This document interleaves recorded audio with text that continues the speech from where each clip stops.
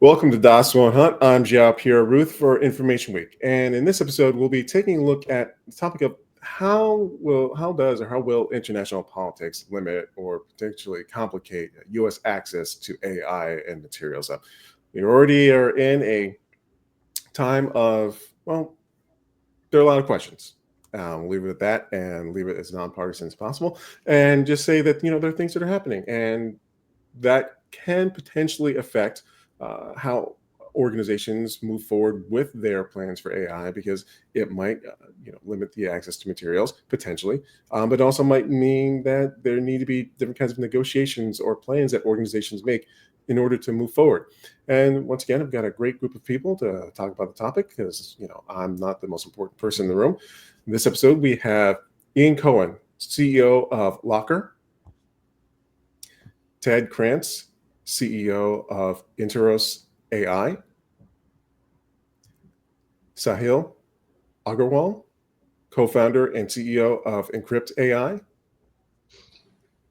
and David Brauchler, technical director and head of AI and ML security for NCC Group. All of you, thank you so much for being here today. Nice to be here. Okay, great. Thank you. Okay.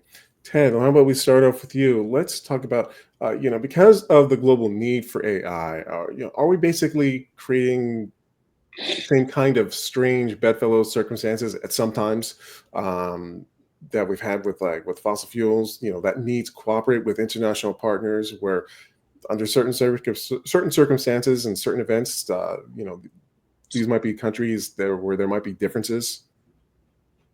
Yeah, without question, the game gets even more complicated, as if it's not already, right? You've got, a world with a lot of restrictions in play. You've got sanctions that were applied, at least more certainly in the prior administration. Now you have kind of a race here to, start the tariffs and imposing, restrictions in terms of our major trade partners, our top three major trade partners. Like the pot has really been stirred up. It's a little bit of a hornet's nest right now. I do think the combination of restrictions, sanctions, and tariffs all in play with real velocity and pressure is a little bit more than the world can withstand. There needs to be some stabilization.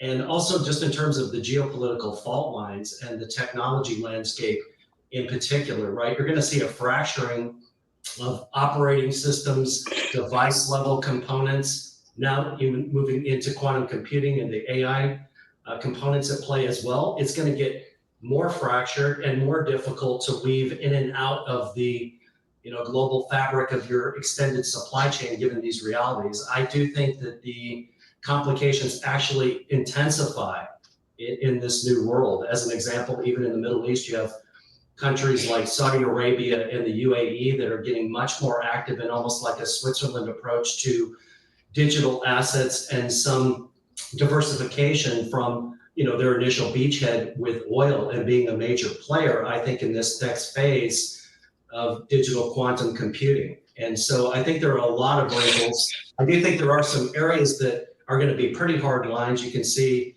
certainly with the superpowers, Russia, China, the US, Iran moving up on the stage, BRIC countries involved. Some of these lines are a bit more clear in terms of who will play with whom, but certainly in terms of major corporations, the risks are only going to get more complicated.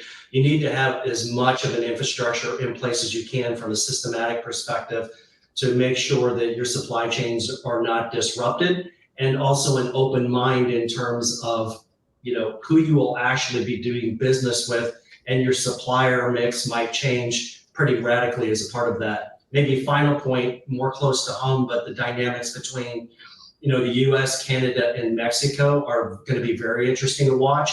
I think that one actually gets tougher. With China, you can get into more of a head-to-head combat of the imposed tariff from our side. They may counter with devaluation on their currency. With Mexico, Canada, and the US, it is much more integrated, especially as it pertains to the automotive industry. And so decoupling that gets really complicated. And the fact that, the vast majority of our imports on oil are from Canada and Mexico. So yeah, I think everyone needs to buckle up for a more interesting ride in the future.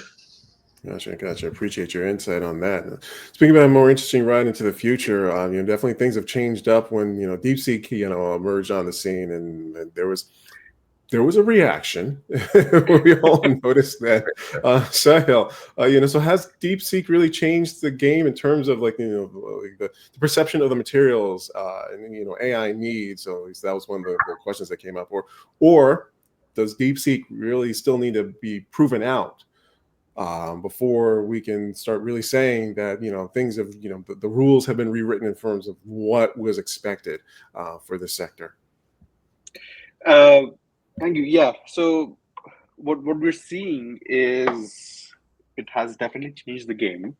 It is one of those critical moments in the whole AI history that we'll remember as the real power behind democratizing access to AI, where it's not a few players who control or who are at the forefront of innovating with the newest AI technologies, but being able to have an open source model that any company, whether that's a startup or Fortune 10 companies, have access to, right? That they can deploy in their own tenants, have complete control over their AI resources.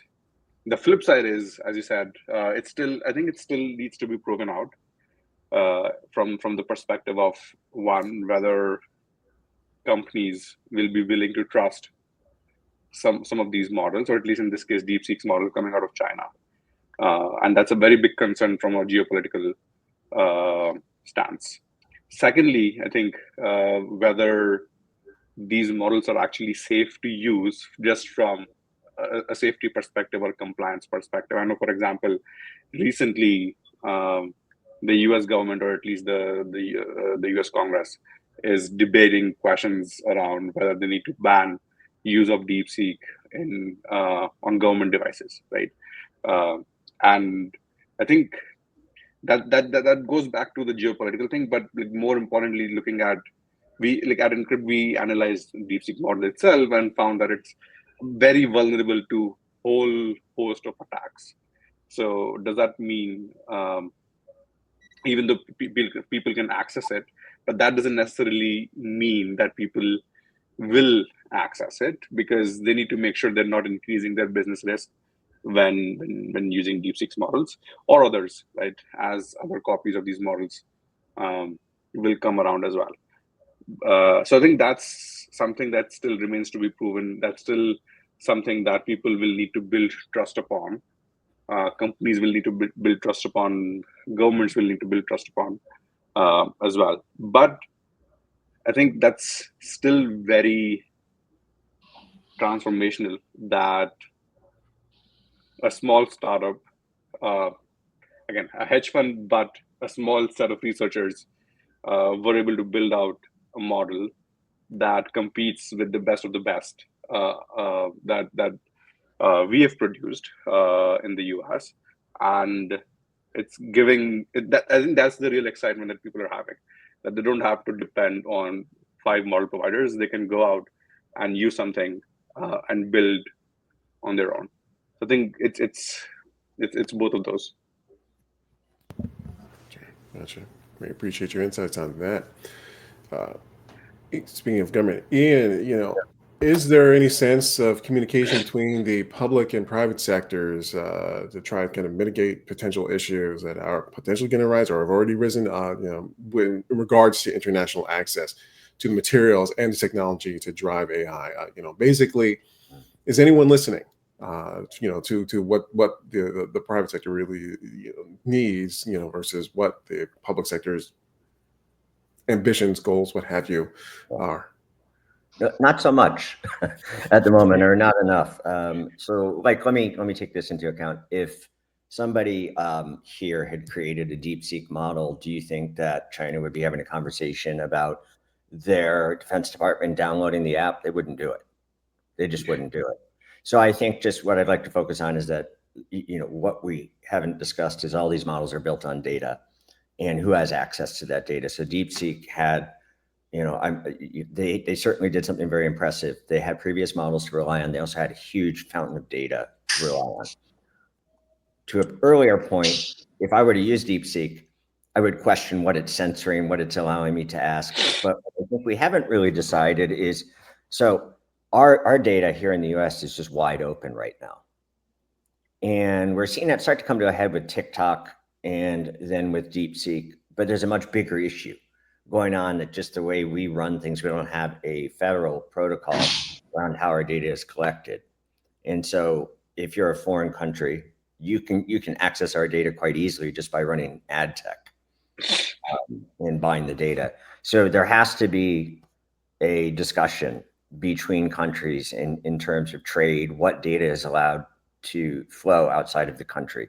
So I think this is both a business issue in terms of if we're going to have restrictions on what the US can do, but people in other countries can just run with all the data when we have strong data restrictions, that's a problem.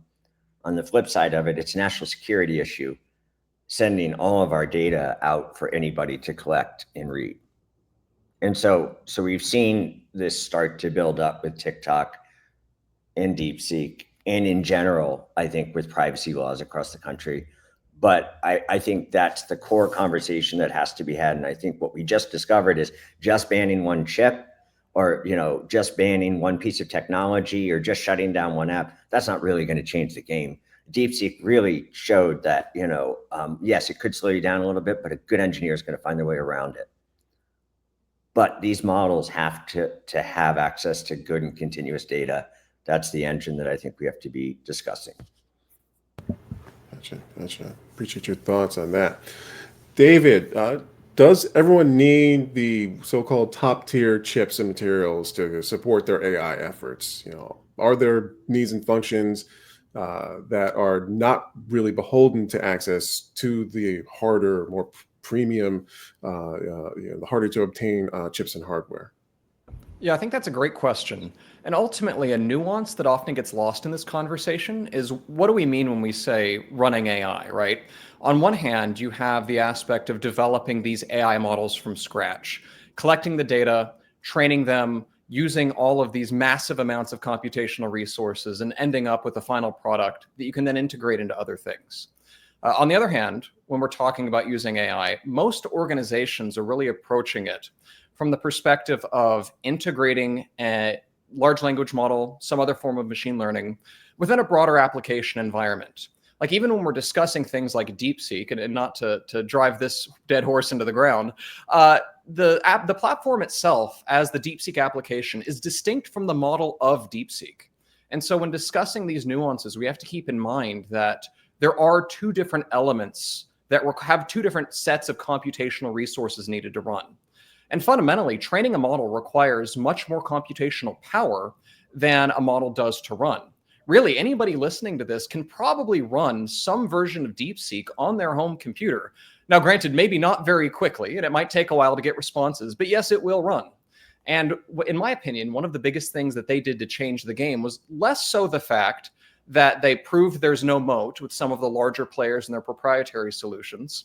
Despite the fact I do think that's very important, what's I consider even more important is the fact that they released their model weights publicly. And so what this does is it gives the AI and ML industry the opportunity to begin digesting and breaking down some of their tools, techniques, and procedures that they used to build a competitively state-of-the-art model using far fewer resources, probably an order of magnitude less. And I really think that that's a demonstration that trying to restrict access to technology by reducing the hardware that's available to these other nations is really an ineffective strategy at preventing their progress in the AI and ML space. So what we need to be thinking about as a country is less so, how do I stop China or any other foreign adversary from getting access to advanced technology? But more importantly, how can I incentivize our own engineers to propel our own industry forward? And again, going back to that model versus platform distinction, at NCC Group, we do security assessments. And we find that most implementations of AI are vulnerable to very serious security attacks. And I, again, want to draw the distinction between most organizations are not training these models from scratch. And a lot of the things that we would call, potentially vulnerabilities when dealing with models are almost more quality control questions. Like for one organization, the ability to jailbreak your model is a weakness. For another one, like us in penetration testing, being able to jailbreak it is a huge advantage because I don't want a model that refuses to do a job that I'm authorized to do. So there are pros and cons to it. But when it comes to integrating an AI within a broader application architecture, if I'm able to get a piece of data inside of your model that changes its behavior and enables me to exfiltrate data from your database, which is something we've seen before, all of a sudden you have a critical application security vulnerability that doesn't arise from the fact that you're using AI, and it doesn't arise from the model itself, but it arises from the fact that you're using the model insecurely.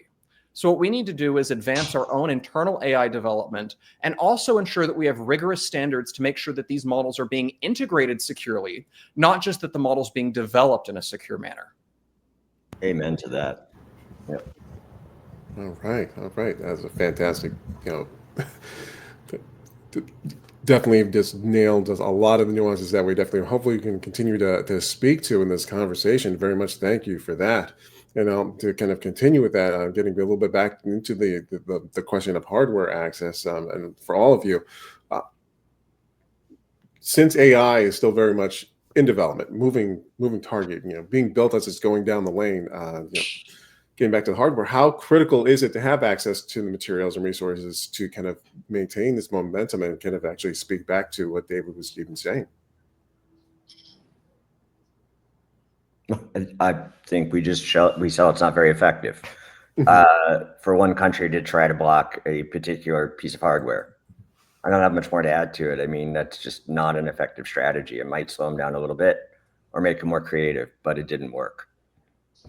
I'll also go ahead and add to that I would encourage hardware manufacturers to continue building newer and more powerful AI-capable systems, just for the fact that the AI scaling law has shown that as we increase in computational power, our systems do have more potential. So computation isn't worthless. It's just something that we can't really use as a tool to prevent adversaries from getting access to technology. And so right now, video RAM, VRAM, is the king of the hill. And so as more organizations that build hardware are developing more advanced platforms, I really think that's going to push the industry forward as a whole. And to add to that, right, I think, I think putting someone in a corner is actually forcing them to innovate, even if they don't have the latest and greatest hardware to develop and train these models. It's actually forcing them to build even better, and that's what I feel is what we saw with the DeepSeek series of models itself, right? And it's not about the hardware itself. I think it's more about how can we accelerate faster, more efficiently, than saying that this IP and this technology is all ours and we don't want anyone else to compete with, right? And I think that's a different frame of mind that we need to take, rather than just block access to everything. I also think there's a tendency to put all the focus on contextual AI, some of these open source tools, when a vast majority of at least B2B enterprise use cases are going to have end-to-end encrypted applied AI methodologies in place that are much more secure, especially in our instance, backing up into procurement or supply chain systems of record. You've got to be a lot more careful. The race to just deploy agents on top of these big mission critical systems is a bit naive. There is a more pragmatic approach that will be underway with these major corporations globally. And while there's great applications and use cases for contextual AI on top of these systems, make no mistake about it, the applied AI closed systems that are driving these big enterprise use cases are a very different game, in most cases more secure, but I don't think that they get as much attention to the headlines and the general press and consumer understanding of what's going on with AI. Gotcha. Awesome. Okay. Great. One more question for you all and wrap up.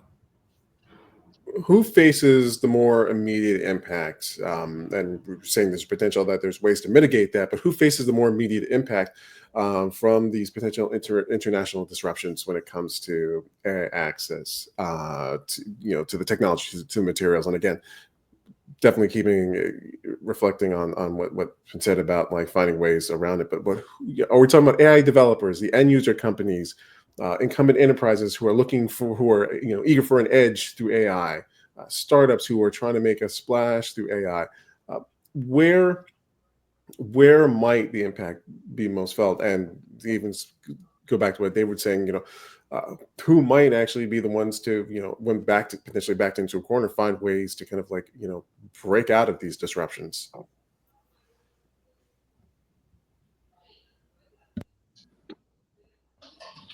I can go. So I think the biggest impact is to companies with limited resources, where this is effectively blocking access to the latest technologies for them. Whereas if you look at large enterprises or even governments, they have enough resources across international boundaries as well to invest in these technologies itself. So I think it's the ones who are actually limited in so many ways are actually the ones who are trying to figure out how to take best advantage of the resources available to them. Like one thing, for example, with DeepSeek itself, it's much cheaper to use DeepSeek's models than the current ones, right? So that cost is also a factor in terms of the positive factor in terms of using those resources instead of the more expensive ones out there. I agree with that. I think there's a lot of focus on the geopolitical angles of which countries might be impeded, but your point is spot on. The large enterprises, the big federal government agencies, the ones we're doing business with, they have huge data science teams. They've got a lot of resource capacity at play to kind of insulate and do their best to protect. But the small to medium-sized businesses anywhere in the globe, I think, are going to struggle with this new reality of AI and not having enough insulation around them. Yeah, I agree with that. I also think that the advent of more efficient models that are more effective on weaker hardware makes it more accessible to these smaller organizations that might not have the resources to run a supercomputing cluster. And there's a question of trust there as well, whereas before, if I were beholden to one of my vendors to provide me these services all the time, they can make a change to it at any time that could impact on business functionality. They could restrict me from accessing certain pieces that, certain keys that I need in order to run my use case. And ultimately, if I have the capacity to run these locally, I no longer have to trust these organizations with my data. I can tweak the model however I want to meet my use case's needs. And really, it gives me more control over my data than I didn't have before. And I think that ever since we've been in the cloud world, we've been having these discussions more and more of what does it mean to really own access to your own data. Yeah. And with the advent of AI language models, and we're adding, especially in 2025, agentic capabilities to everything, this question of where does my data live and what is it doing is more critical than ever. I think we have to go back to the data that's collected on every website. I'll start with the fact that when we pass these sweeping restrictions, I'll just agree with everyone else. It affects the smaller, medium-sized companies first. So it stifles innovation, maybe not the innovation you meant to stifle. So I don't think it's very effective. And in this case, it might have even, to everyone's point, driven better innovation. To the point of where our data lives, right now it's everywhere. So you can't put data that's already out there back in the bag. We've got to go back to basics and first principles in terms of what data is gathered, because we don't have the tools or the wherewithal to run the kinds of websites we're running and share the amount of data we're sharing and expect it to be okay or manageable, okay, without the kind of censorship we're not going to probably put up with here in the US. So bigger conversation about data privacy and who owns your data, because ultimately you do, but you don't. You should, but you don't. I'll leave it at that. Jim, great. All right. Well, Ian, thank you so much for closing us out. Listen, you've all been fantastic. Ian, David, Sahil, Ted, appreciate you coming on the show and sharing your insights. You've all been wonderful. Appreciate you. Thank you so much. Thank you. Thank you. Thank you. Bye, everybody. Look for the Dawson Hunt podcast on Spotify, Podbean, and other popular podcast platforms.